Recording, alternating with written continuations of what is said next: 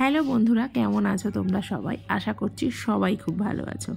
অনেক দিন পর আমি একটা লং ভিডিও নিয়ে চলে এলাম। এতদিন ধরে শর্টসই পোস্ট করছিলাম, সময়ের অভাবে দেয়া হচ্ছিল না। তো আজকে 25শে ডিসেম্বর অনেক সকাল সকাল ঘুম থেকে উঠে রান্না বান্না সব কমপ্লিট করে নিয়েছি।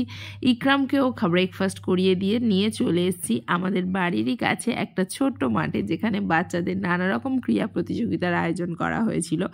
তো ইকরামকে এখানে পার্টিসিপেট করানোর জন্য নিয়ে এসেছি। ছোট্ট ছোট্ট বাচ্চারা অনেক এসেছে। আগের বছরও ইকরামকে এখানে নিয়ে আসা হয়েছিল, তো এবছরও আবার নিয়ে আসা হয়েছে। দেখা যাক কি কেমন করে না করে। হাসি তো ভীষণ লাগছে।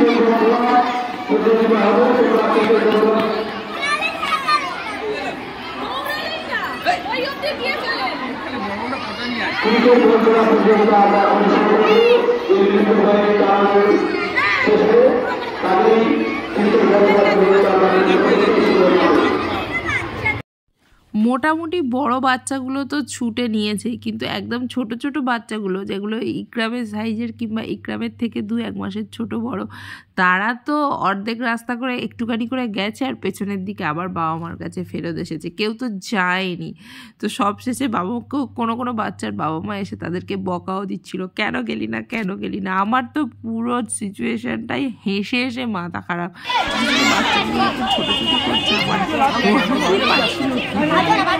প্রথম খেলাটা হয়ে গেল, বল ওই একই সাইডের ছোটো ছোটো বাচ্চা যারা দৌড়েছে, বাচ্চাদের খেলাগুলো আগে খেলে দিচ্ছে, তারা ঘোরাতে বেশিক্ষণ থাকবে না। তো যথারীতি ইকরামকে আবার এটাতেও নাম লেখানো হয়েছে। একেবারে ছোট্ট ছোট্ট বাচ্চারা বল ছুড়বে। ইকরামের থেকেও একটা ছোট্ট বাবু বল হাতে নিয়ে দাঁড়িয়ে রয়েছে। তারপরে হচ্ছে ইকরামের লাইন হবে। ও এটা ছুড়বে না বলটা হাতে নিয়ে দাঁড়িয়ে থাকবে, কে জানে।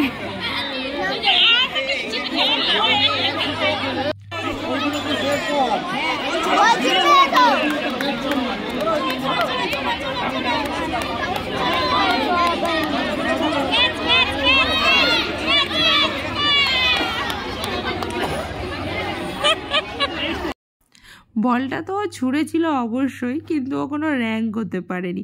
আসলে এই খেলাটা ছিল 3 ফুটের বাচ্চারা এই খেলাতে অংশগ্রহণ করতে পারবে, কিন্তু একটু হাইট শর্ট আর বয়স বেশির কারণে যেসব বাচ্চাগুলো হয়, তো তারাই বেশি এগিয়ে যায়, মানে তারাই ফার্স্ট সেকেন্ড হয়ে যায়। এইসব ছোটো ছোটো বাচ্চারা তেমন কিছু করতেও পারে না। তো খালি হাতে ফেরত ওরা একদমই দেয়নি। আগের বারেরই মতো একটা করে অরেঞ্জ আর একটা করে কাপ কেক দিয়ে দিয়েছে। সেই দুটো হাতে করে নিয়ে খুশি খুশি ও বাড়ি চলে এসছে। এসেই ও অরেঞ্জটা যেহেতু চেনে, কাপকেকটাও খায় না খুব, তো সেহেতু অরেঞ্জটা সঙ্গে সঙ্গে ওখানে দাঁড়িয়েই খেয়ে নিয়েছে। অংশগ্রহণ করেছে, কোনো রকম র্যাঙ্ক করতে পারেনি সেটা আলাদা কথা, কিন্তু ছোট ছোট বাচ্চাদের দৌড়তে দেখে আর বল ছুটতে দেখে কোনো বাচ্চা ফেরত আসছে, কোনো বাচ্চা এগিয়ে যাচ্ছে, কেউ বাচ্চা বেশি ভ্যা করে কাঁদতে শুরু করেছে। আমার তো এত হাসি পাচ্ছিল কি আর বলবো। তো যাই হোক, ঘড়িতে এখন বাজে 12:30। স্নান ধান হয়ে গেছে। 2টো পার্সেল আমার পরপর এসেছে। একটা ছিল ইকরামের ডাইপার আর একটা ছিল স্ক্রাবার। মিশো থেকে এটা অর্ডার করেছিলাম, কবে করেছিলাম মনে নেই, মিশোর আসতে তো প্রায় দেরিই করে। তো এগুলো দিয়ে বেশ ডিশ ওয়াশ করতে সুবিধা হয়, এগুলো সফটও হয়। কিছুদিন ব্যবহার করার পর এর এই যে সিলভার কালারটা আছে এটা চলে যায়, কি একটা গ্রিন কালার বেরিয়ে আসে। কিন্তু স্ক্রাবারগুলো খুব সুন্দর।